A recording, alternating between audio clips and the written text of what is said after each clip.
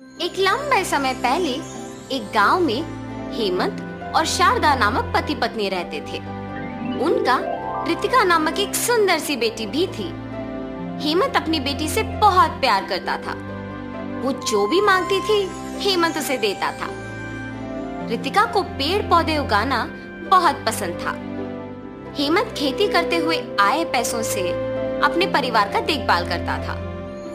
एक दिन जब रितिका पाठशाला से वापस आ रही थी, उसे रास्ते में एक आदमी आम के पौधों को बेचते हुए नजर आता है। मेरे घर के पास बहुत सारा खाली जगह है, इन पौधों को लेके वहाँ उगा सकती हूँ। ऐसे सोचकर वो उस आदमी के पास जाती है। अंकल, आपके पास मौजूद सारे अलग अलग पौधों में से एक एक प्रकार मुझे दे दीजिए ना। इतने प्रकार के आम के पौधों के साथ तुम क्या करोगे बेटी? मेरे घर के पास खाली जगह है, वहाँ इन्हें उगाऊंगी। ठीक है बेटी। ऐसे वो उस आदमी के पास के सारे प्रकार का एक एक पौधा लेके जाती है। रितिका उन पौधों को लेके अपने घर के पास लगाती है। एक दिन हेमंत उस खाली प्रदेश में मौजूद आम के पौधों को देखता है। अरे, इस खाली स्थान में पौधे कहाँ से आए? अगर ये पौधे पेड़ बन गए तो उनके जड़ों की वजह से ये घर बनाना मुश्किल हो जाएगा। कभी ना कभी मुझे इस स्थान में एक घर बनाना ही होगा। ये फैसला करके उन पौधों को निकालने ही जाता है जब उसकी बेटी रितिका वहाँ आके देखती है। पापा, आप उन पौधों को क्या कर रहे हो? इस स्थान में एक बड़ा घर बनाना है ना बेटा। ये पौधे जब पेड़ बन जाएंगे तो उन्हें निकालना मुश्किल हो जाएगा, इसीलिए उन्हें अभी निकाल दे रहा हूँ। पापा, आपको तो पता है ना कि मुझे पौधे उगाना बहुत अच्छा लगता है। मेरी अध्यापक भी कहती है कि पौधे उगाना अच्छी आदत है, और इतना ही नहीं, पौधों से हमें ताजा ऑक्सीजन भी मिलता है।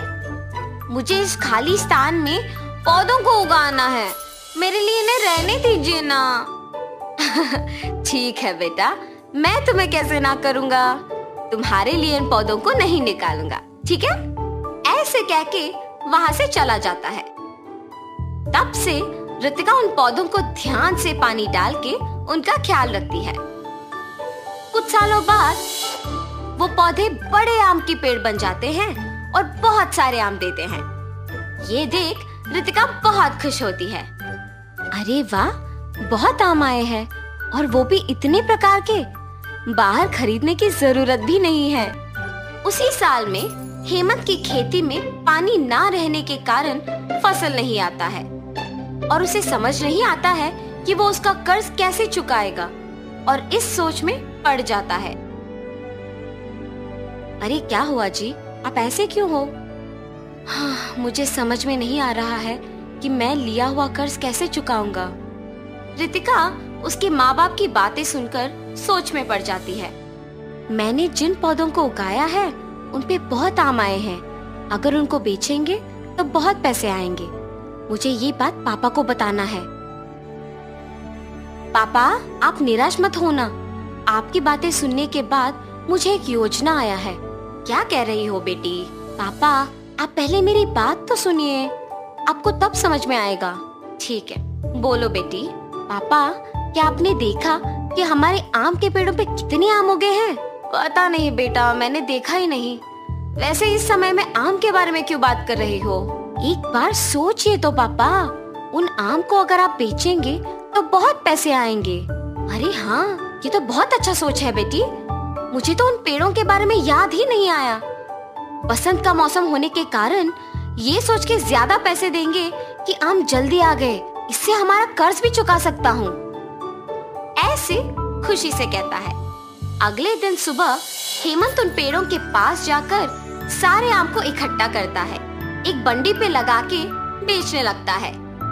आम आम, मीठे आम, नारियल आम, बंगिनपल्ली आम, चित्तूर के आम, नूजीवीडू के आम, नीलम के आम, ऐसे अलग अलग प्रकार के आम को मैं आपके घर के पास लाया हूँ। लीजिए लीजिए। बसंत के मौसम में इतने प्रकार के आम आने पर सभी ये सुनकर आम खरीदने आते हैं। बाबू, 1 डजन बंगिनपल्ली के आम का क्या दाम है? डजन आम 120 के है जी। ठीक है, 1 डजन दे दो। ऐसे उसके सोच के अनुसार ही जितना भी दाम हो लोग उससे खरीदते हैं। उसके पास के सारे आम बिक जाने पर वो खुशी खुशी घर लौटता है। घर जाते ही आम बेचने से आए हुए पैसों की गिनती करता है। इस साल मेरे खेती में नुकसान आने के बावजूद मेरी बेटी की एक अच्छी आदत की वजह से आज मेरे पास पैसे हैं। रितिका, रितिका। जी पापा, क्या आपने उन आम को बेच दिया? सारे आम बिक गए बेटी, और आज अगर मेरे पास इतने पैसे हैं तो वो सिर्फ तुम्हारे वजह से।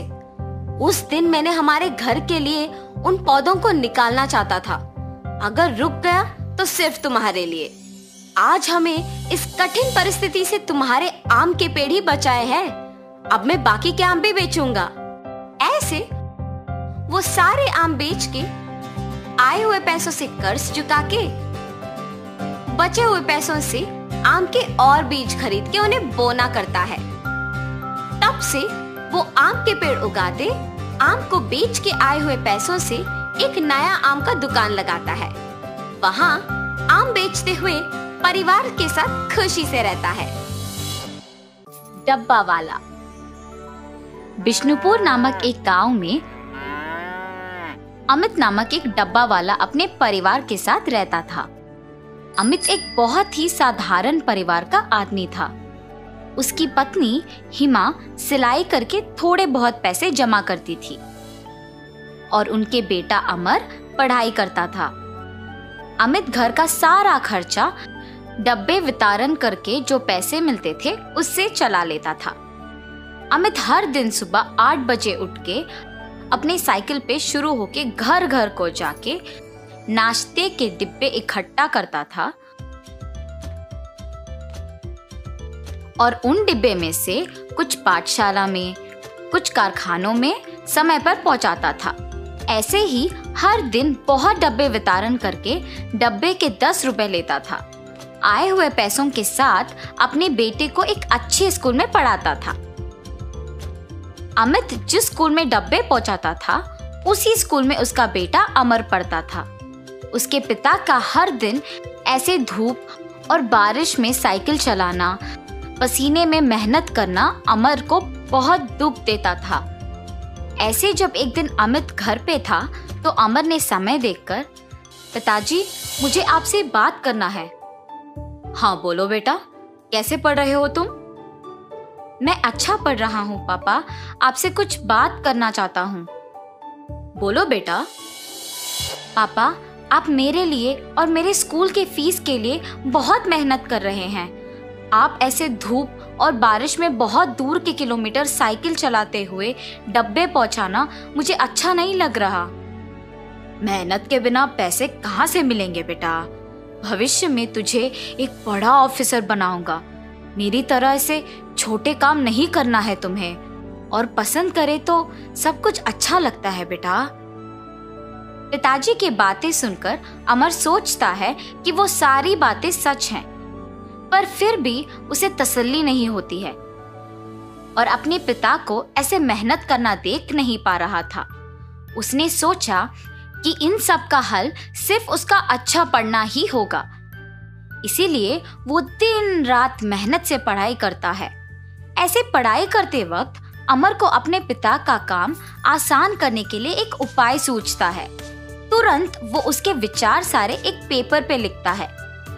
अगले दिन अमर अपने पिता के घर होते समय देख अपने विचार सारे उनसे कहता है, पापा, आपके ही काम में मेहनत के बिना आपके साथ ज्यादा लोग काम करते हुए अब की आपकी आमदनी से भी ज्यादा पैसे कमाने के लिए मेरे पास एक उपाय है और इसमें आपको निवेश रखने की भी कोई जरूरत नहीं है। क्या बात कर रहे हो तुम? व्यापार चलाने की क्षमता हम में नहीं है। जाओ जाके पढ़ो बेटा।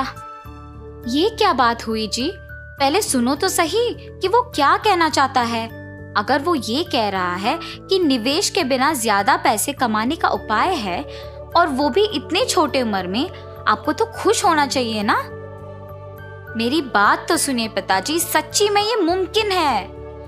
ठीक है, बोलो, मैं भी अब तो जानूं ये कैसे मुमकिन है। और ऐसे अमर अपने पिता को उसके विचार बताना शुरू करता है। पापा, हमारे गांव में कुल मिला के 350 परिवार है।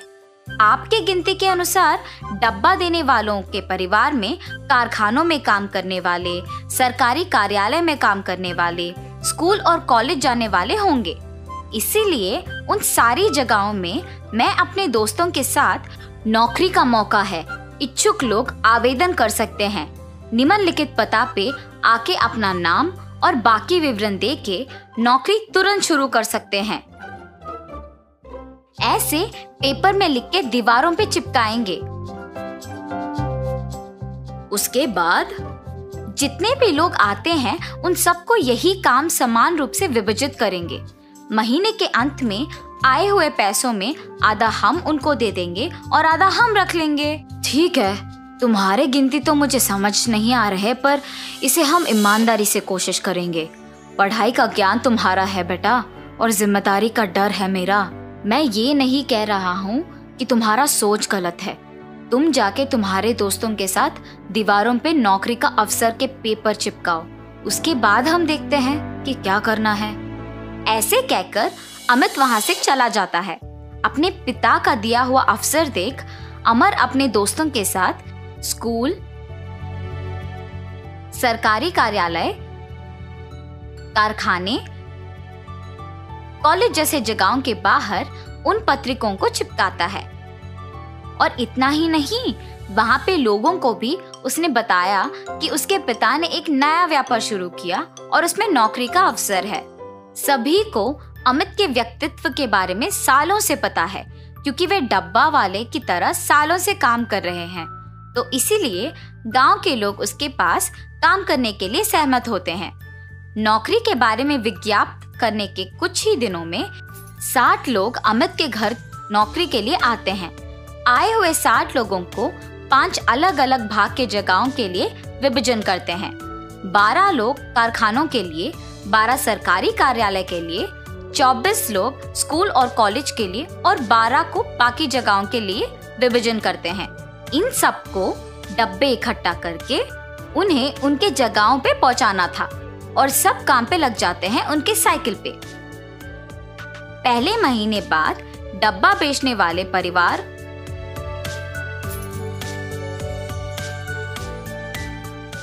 उनको उनके महीने का पैसा 600 दे देते हैं। ऐसे 175 परिवार 600 रुपए महीने को भरने के बाद अमर के पिता के पास 1,05,000 रुपए आते हैं। 1,05,000 रुपए? उसमें से आधा तो हमारे साथ काम के कर्मचारियों को देने में ही जाएगा। फिर भी 52,500 रुपए तो बच जाते हैं। मेरा बेटा तो हीरो है। अमित ऐसे बहुत ही कम समय में एक अमीर व्यापारी बन जाता है। अमित के जीत का गांव के सारे लोग अभिनंदन करके उसका सत्कार करते हैं।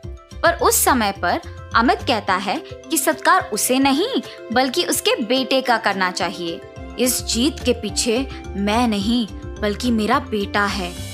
16 साल के मेरे बेटे से मेरी मेहनत और पसीना देखा नहीं जा रहा था और उसने तब इस व्यापार के बारे में सोचा। मेरे पास आके उसने इस उपाय के बारे में कहा। पढ़ा लिखा ना होने के कारण मुझे तो ये सब समझ में नहीं आया, पर उसने हार नहीं मानी और मुझे इस व्यापार के बारे में सब कुछ समझाया, नौकरी के अवसर के बारे में सबको बताया और मुझे यहाँ तक ले आया। मेरा बेटा ही असली हीरो है। ऐसे कहकर अमर का सत्कार करता है अमित। तो इस कहानी का नैतिक अच्छे विचार सोचने के लिए उम्र की कोई जरूरत नहीं होती है। अगर अपने मन में कुछ ठान ले और कृषि करे तो सफलता जरूर मिलेगी।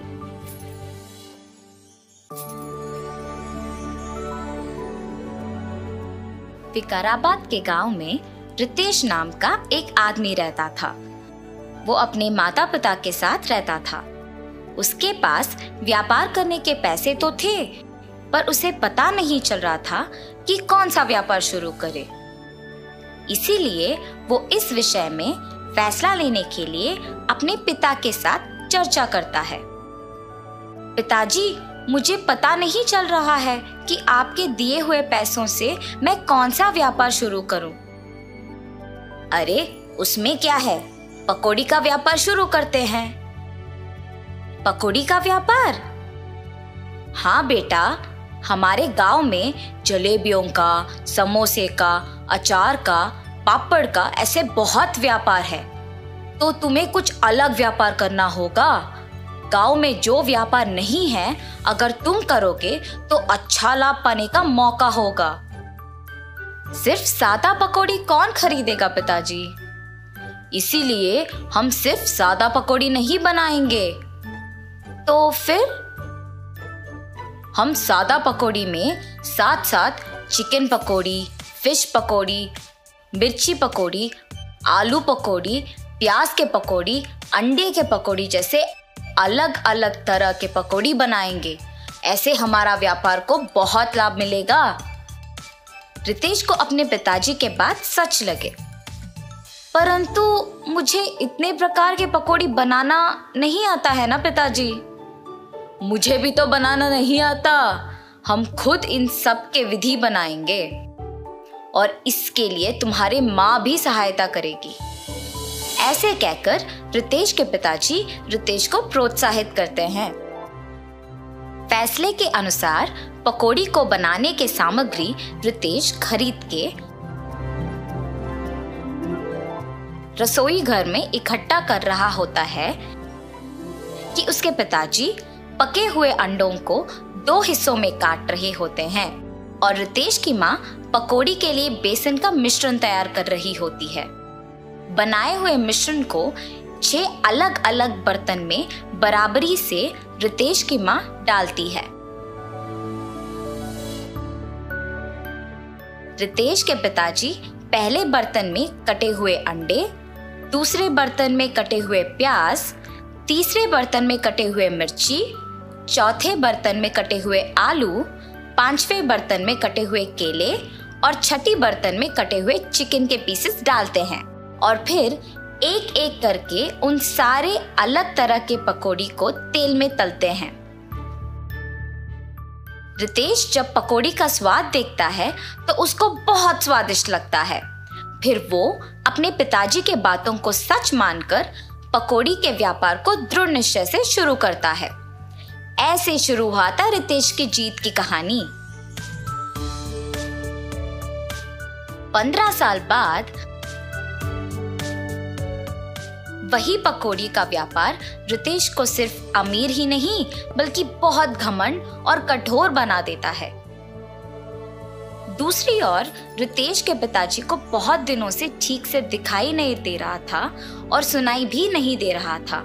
इसीलिए वो रितेश को चिकित्सा करवाने के लिए पूछने की प्रयत्न करते हैं, पर रितेश कभी उनको समय ही नहीं देता था। इसीलिए रितेश के पिताजी खुद अस्पताल जाने का निश्चय करते हैं, पर उनके पास पैसे ना होने के कारण रितेश के दुकान को निकल पड़ते हैं। अरे रितेश बेटा, कुछ दिनों से न कुछ ठीक से दिखाई दे रहा है न कुछ सुनाई दे रहा है। चिकित्सा के लिए 3000 रुपयों की जरूरत है, थोड़ा मदद करो ना बेटा। क्या 3000 रुपए? उतने पैसे तो मेरे पास नहीं है। पर बेटा, कल ही तो तुमने बहू को बताया था कि हर रोज तुम्हें 30,000 मिलते हैं। आप पहले यहाँ से चलिए, कह रहा हूँ ना पैसे नहीं है। और घर चले जाते हैं। घर पहुंचने के बाद चिकित्सा के पैसे मांगने रितेश के पास गया था, पर उसने ये कहकर भेज दिया कि उसके पास पैसे नहीं हैं। क्या 3000 के लिए उसने ऐसा कह दिया?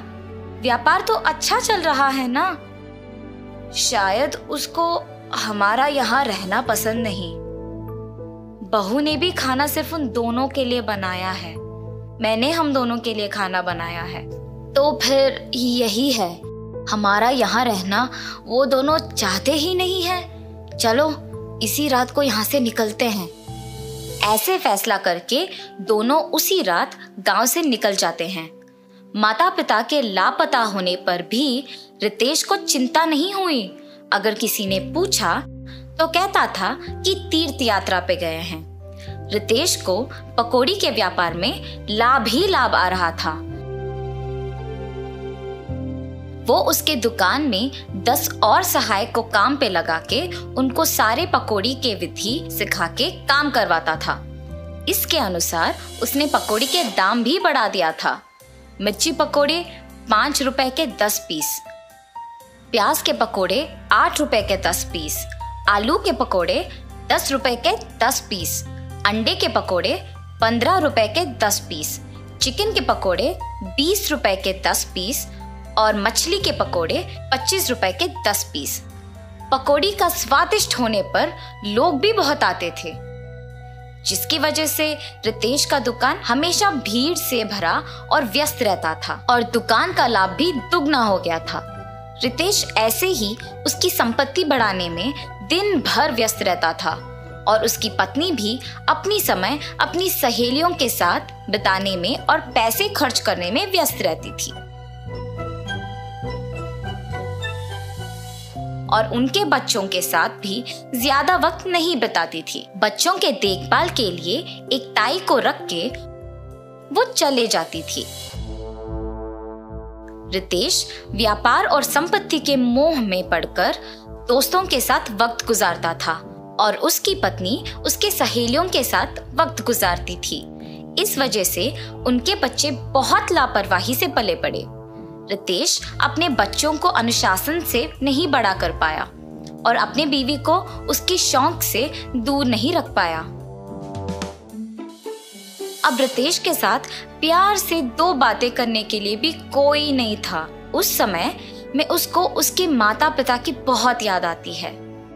मैं कितना मूर्ख हूँ, प्यार से देखभाल करने वाली माँ और जिस व्यापार को इतने जिम्मेदारी से देखभाल कर रहा हूँ उसका मार्गदर्शन करने वाले पिताजी को मैंने अनादर किया है। न जाने वो कहाँ हैं, क्या कर रहे होंगे। मैं तुरंत उनको ढूंढ के घर वापस लेके आता हूँ। रितेश अपने माता पिता को ढूंढने अपने कार में निकल जाता है। गांव में ढूंढते ढूंढते उसको अपने माता पिता गंदे फटे हुए कपड़ों में नजर आते हैं। ये देख रितेश भाग के उनके पास जाता है।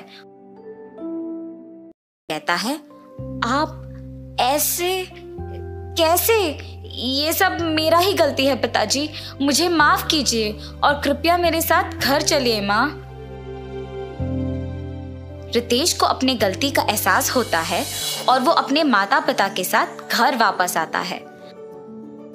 अपनी पत्नी को बोलता है कि आज से जो भी होगा माँ के अनुसार होगा और व्यापार का सारा संपत्ति अपने पिताजी के हाथ कर देता है। रितेश सिर्फ सहायकों का और पकौड़ी के विधि का देखभाल करता है और उसकी पत्नी बच्चों का देखभाल और पढ़ाई का ध्यान रखती है। सुख संपत्ति और परिवार का प्यार पाके सब सदा खुश रहते हैं। इस कहानी का नैतिक है, माता पिता से बढ़कर इस दुनिया में और कुछ नहीं है। परिवार का प्यार और देखभाल से बढ़कर और कोई जिम्मेदारी नहीं होती है।